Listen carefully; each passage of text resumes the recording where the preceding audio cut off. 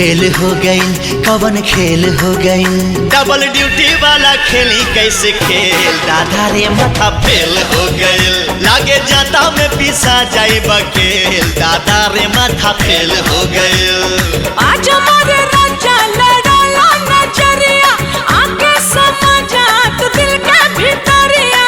ए रानी मनवा में धीर तनी धारा, बात माना कुछ देर सबर तू करा। अरे दहिया से दहिया के मेल हो गईल। खेल हो गईल, कवन खेल हो गईल। डबल ड्यूटी वाला खेली कैसे खेल, दादा रे माथा फेल हो गईल। लागे जाता में पीसा जाई बकेल, दादा रे माथा फेल हो गईल।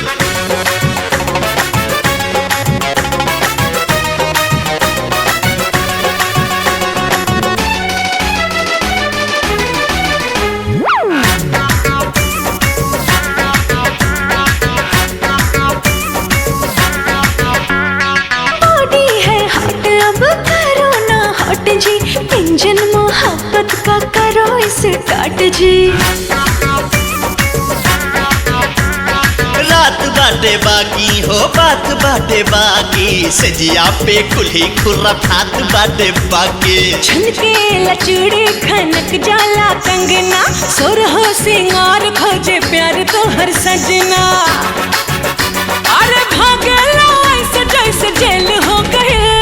खेल हो गईल हो, कवन खेल हो गईल। डबल ड्यूटी वाला खेली कैसे खेल, दादा रे माथा फेल हो गईल। लागे जाता में पिसा जाई बकेल, दादा रे माथा रे फेल हो गईल।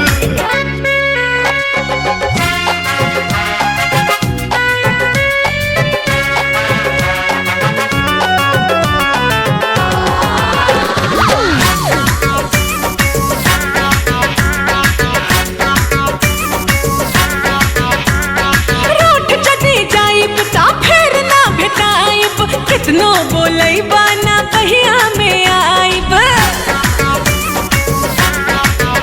हारू सबूत बहिया में तान ले हब तो होके, किस लेके करवा में बांध ले हब तो होके। ना जाने कैसा तू है हसबैंड, बाहों में आ जाओ कर दो ट्रेंड।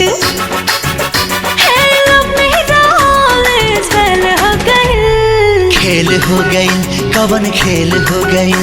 डबल ड्यूटी वाला खेली कैसे खेल, दादा रे माथा फेल हो गईल। लागे जाता में पीसा जाई बकेल, दादा रे माथा फेल हो